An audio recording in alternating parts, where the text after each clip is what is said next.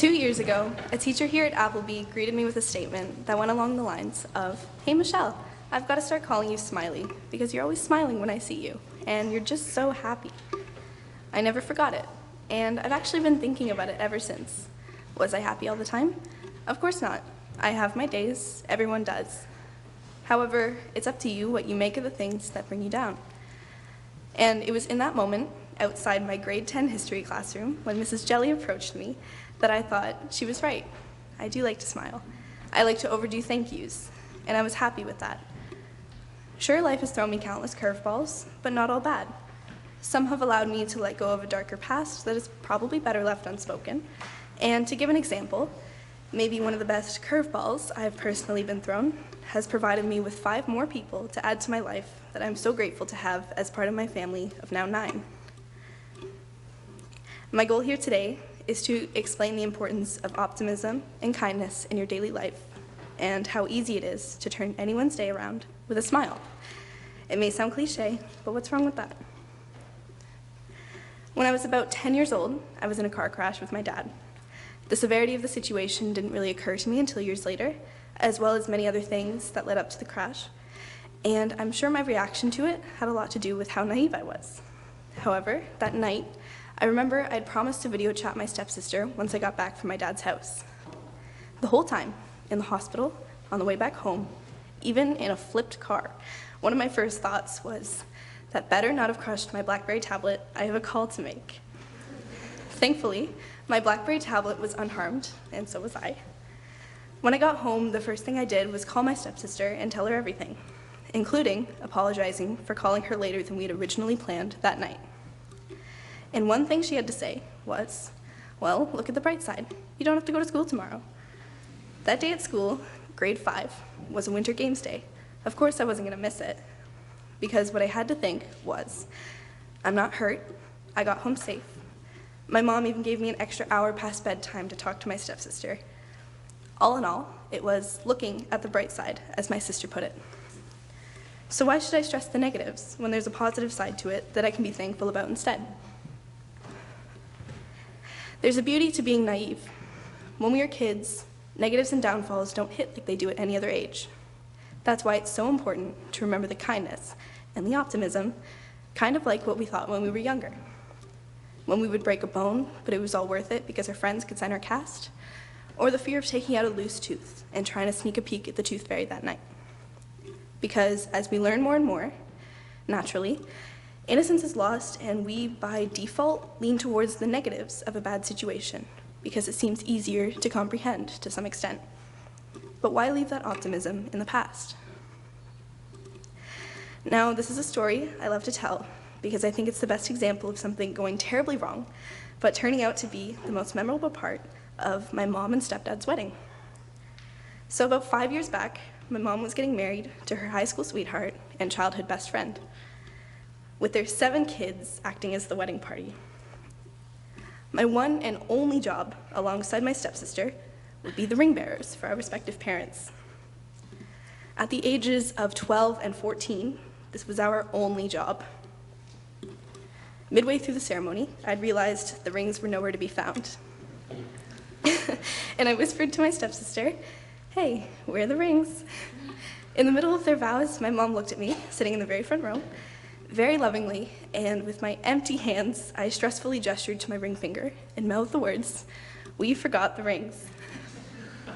My mom just broke out into laughter and looked to my stepdad, who had absolutely no clue, and just paused the ceremony to ask him, "Honey, where are the rings?" His eyes shot wide open and looked to the crowd that had already broken out into laughter. Then, to the 2 of us, who should have been holding the rings. My stepdad had then realized that they never left his duffel bag. The rings were in a hotel room about 2 kilometers uphill from where the ceremony was taking place. My brother swooped in and saved the day with his almost G2 license and my mom's minivan. Then about 20 minutes later, someone yelled, "There he is," and we just see him sprinting down the hill in a suit with the ring in his hands. Didn't even take the car back. He was so proud of himself.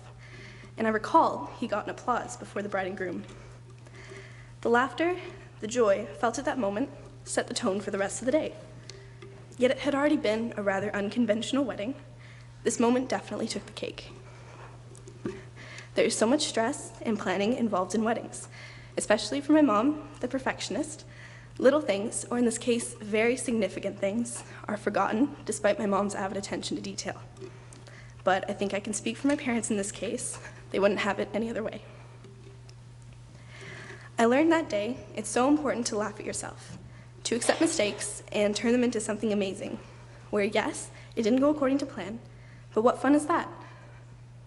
Planning something and expecting nothing to change, having everything go perfectly, when does that ever happen? You need to accept the challenges, the changes. I was told my mom was quite the heartbreaker dating my stepdad when they were younger. He was always there for her though. If her car broke down, that's who she'd call. Now imagine if my mom hadn't done that.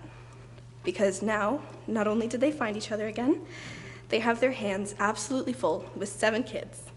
If they think it's bad now, they should wait another decade when we're literally going to multiply. It's in these difficult, unique scenarios that give you an uncommon sense of optimism that makes these circumstances so special. Life is going to throw you countless curveballs. Most you can't possibly be ready for. Now, I'm not going to stand up here and tell you to find the silver lining in any situation, but it's to think about how it's going to make you better in the future as a person. Maybe not at that very moment, but that's life. Look for perspective. There are layers to any problem, and all it takes is looking at it from a new angle. For me, one of my biggest setbacks, even now, is through my unique experiences growing up. It had made me confident that that is not what I want to dwell on. It's in the past and completely out of my control. But what is in my control is what I make of the worst situations. Basically, what I have learned is kindness, optimism goes far, and that's what I push every day. Kindness is my brother letting me win our basement lightsaber battles when we were little. Kindness is my roommates bringing me food and a teddy bear while I was sick. Kindness is my sister reminding me that she is in fact a bodybuilder and will protect me from heartbreak at all costs. All of these things happened when I was having a low or pessimistic thought. Just these past weeks, I got sick and I wasn't allowed to go to tomogamy. Instead, I was stuck in the health center. The upside I looked for then was knowing my roommates would most definitely go the extra mile to make me feel better. They brought me food and my absolute least favorite tea, ginger, that they insist will cure me. Still, it made me feel great. And the lightsaber battles were always to settle a fight.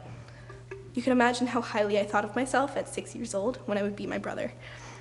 And any fight we might have had somehow always went away. Simple acts of kindness can turn any situation around for the better. In other words, can make someone optimistic of certain situations.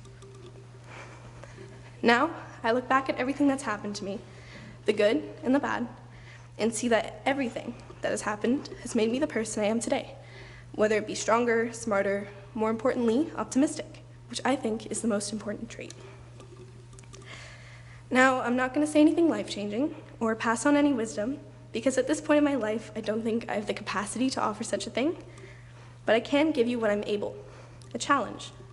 Smile more, overdo thank yous and I love yous to the best of your abilities. No matter how much you do it, I promise you won't regret using those words once. And don't dwell on the past like it's going to dictate the rest of your life, because as Rafiki from The Lion King once said, oh yes, the past can hurt, but the way I see it, you can either run from it or learn from it. Now would you please join me in singing hymn 1 from the Red Book?